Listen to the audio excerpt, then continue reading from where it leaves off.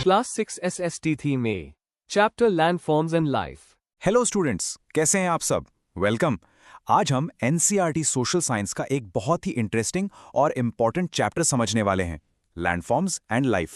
अच्छा, आपने कभी सोचा है जब आप ट्रेन से कोई लंबी जर्नी करते हैं तो खिड़की के बाहर का नज़ारा क्यों बदलता रहता है? मान लीजिए आप झारखंड से उत्तर प्रदेश जा रहे हैं। कभी आपको ऊंचे नीचे पत्थरों वाले रास्ते दिखते हैं और फिर कुछ ही देर बाद एकदम फ्लैट हरी भरी जमीन आ जाती है। तो ऐसा होता क्यों है? चलिए आज इसके पीछे का जो राज है ना, उसको समझते हैं।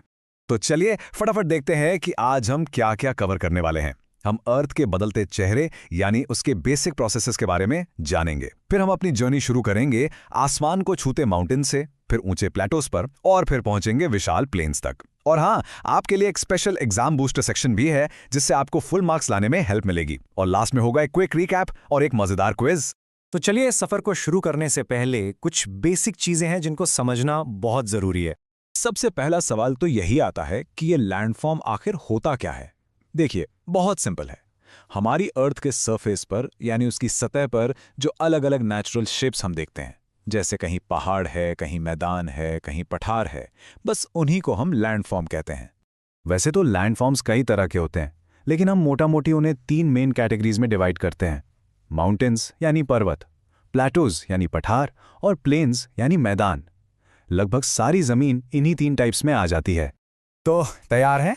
हमारी वर्चुअल जर्नी का पहला स्टॉप है द माइटी माउंटेन्स, यानी कि विशाल पर्वत जो ऐसे लगते हैं जैसे आसमान को छूने की कोशिश कर रहे हों। अब देखिए, एक बात समझनी जरूरी है। सारे माउंटेन्स ना एक जैसे नहीं होते। एक होते हैं यंग माउंटेन्स, जैसे हमारे हिमालयाज, जिनके पीक्स यानी चोटियां बहुत शार्प और ऊंची होती हैं। और दूसरी तरफ होते हैं ओल्ड माउंटेन्स, जैसे अरावली रेंज। ये लाखों साल से इरोजन यानी हवा पानी की मार झेलकर थोड़े छोटे और राउंडेड हो गए हैं। ये वाला कॉन्सेप्ट एग्जाम के लिए सुपर इंपॉर्टेंट है, इसको मार्क कर लीजिए। अब पहाड़ों पर लाइफ आसान तो बिल्कुल नहीं होती। वहां की जमीन खेती के लिए अच्छी नहीं होती, इसलिए लोग टेरेस फार्मिंग करते हैं। इसका मतलब क्या हुआ? मतलब पहाड़ की स्लोप्स पर सीढ़ियों जैसे स्टेप्स बनाकर खेती करना। इसके अलावा पशुपालना और टूरिज्म भी एक बड़ा ऑक्यूपेशन है। लेकिन वहां लैंडस्लाइड्स, एवलांचेस यानी बर्फ के तूफान और ठंड जैसे खतरे हमेशा बने रहते हैं। और जब हम माउंटेन्स की बात कर ही रहे हैं तो भला माउंट एवरेस्ट को कैसे भूल सकते हैं?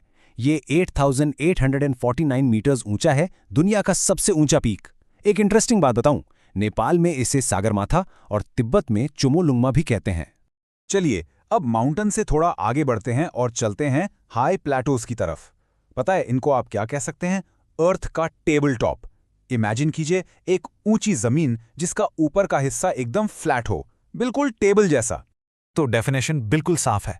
प्लेटो एक ऐसा लैंडफॉर्म है जो आसपास के एरिया से ऊंचा उठा हुआ है, लेकिन उसका सरफेस ऊपर से काफी हद तक फ्लैट होता है। यही चीज इसका ये जो फ्लैट टॉप है इसे माउंटेन से अलग बनाता है। सिंपल। अच्छा, तो ये प्लेटोज हमारे लिए इतने जरूरी क्यों हैं? क्योंकि इन्हें मिनरल्स का स्टोर हाउस यानी खनिज का भंडार कहा जाता है। जैसे इंडिया का छोटा नागपुर प्लेटो, जहां आयरन, कोल और मैंगनीज खूब मिलता है। यहाँ खूबसूरत वाटरफॉल्स भी होते हैं। और जो प्लेटोज लावा से बनते हैं ना, उनकी काली मिट्टी खेती के लिए बहुत अच्छी मानी जाती है। और ये एक बहुत ही फेमस फैक्ट है, इसको जरूर याद रखिएगा। तिबेटन प्लेटो को रूफ ऑफ द वर्ल्ड यानी दुनिया की छत भी कहते हैं। और पता है क्यों?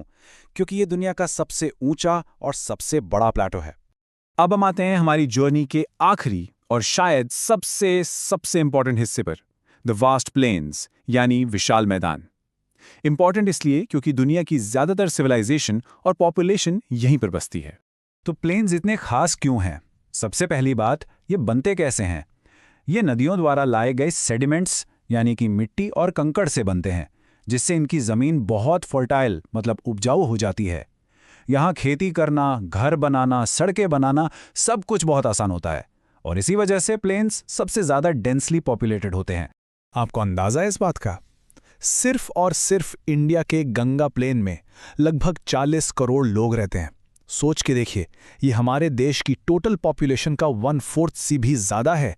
ओके स्टूडेंट्स, अब पेन पेंसिल रेडी कर लीजिए और बिल्कुल ध्यान से सुनिए, क्योंकि अब आ गया है आपका फेवरेट एग्जाम बूस्टर सेक्शन। यहां हम वो सीखेंगे जिससे आपको एग्जाम में फुल मार्क्स मिल सकते हैं।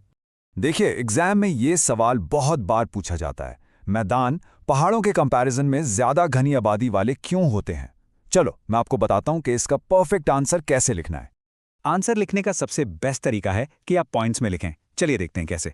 स्टेप 1, प्लेन्स को डिफाइन करो। बताओ कि यहाँ फर्टाइल सॉइल और फ्लैट जमीन होती है। स्टेप 2, इसके फायदे बताओ, जैसे यहाँ फार्मिंग, घर बनाना और ट्रांसपोर्ट आसान है। स्टेप 3, इसे माउंटेन से कंपेयर करो। बताओ कि वहाँ स्टीप स्लोप्स और कठिन मौसम होता है। और स्टेप 4, एक सॉलिड एग्जाम्पल दे दो, जैसे गंगा प्लेन। बस ऐसा लिख दिया ना, तो पूरे मार्क्स पक्के। फैंटास्टिक। चलिए अब जल्दी से क्विक रिवीजन करते हैं और फिर देखते हैं कि आपने कितना सीखा हमारे फन क्विज टाइम में। रेडी है सब? तो हमने 3 मेन चीजें सीखी। नंबर 1, माउंटेन्स, ऊंची जमीन, स्टीप स्लोप्स जैसे हिमालयाज। नंबर 2, प्लेटोज, ऊंची जमीन पर फ्लैट सरफेस, मिनरल से भरपूर जैसे डेक्कन प्लेटो। और नंबर 3, प्लेन्स, फ्लैट और फर्टाइल जमीन, खेती के लिए बेस्ट जैसे गंगा प्लेन। याद रहेगा ना? चलिए आ गया आपका पहला सवाल। किस लैंडफॉर्म को रूफ ऑफ द वर्ल्ड कहा जाता है? आपके ऑप्शंस हैं A the Deccan plateau, B the Tibetan plateau या सी द एल्प्स। जल्दी सोचिए। सवाल नंबर 2, पहाड़ों की स्लोप्स पर सीढ़ियां बनाकर खेती करने को क्या कहते हैं? याद करिए, हमने इसके बारे में life in the mountain section में डिस्कस किया था। ऑप्शंस हैं A terrace farming, B river fishing या सी माइनिंग। और ये रहा आखिरी सवाल, ये ट्रू है या फॉल्स? स्टेटमेंट है हिमालयाज पुराने पहाड़ हैं जिनके टॉप्स राउंडेड हैं। आपके ऑप्शंस हैं ए ट्रू या बी फॉल्स। थोड़ा सोचिए इस पर, ये थोड़ा ट्रिकी है। चलिए अब फटाफट आंसर्स चेक कर लेते हैं। क्वेश्चन 1 का सही जवाब है बी द टिबेटन प्लेटो, क्योंकि वो सबसे ऊंचा और बड़ा है।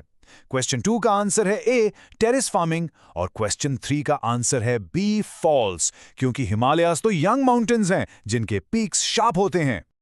तो देखा आपने, जब कॉन्सेप्ट्स एकदम क्रिस्टल क्लियर हो जाते हैं ना, तो एग्जाम में आंसर्स लिखना कितना आसान हो जाता है। बस थोड़ा रिवाइज करते रहना और आप इस टॉपिक में एक्सपर्ट हो जाओगे। Keep learning.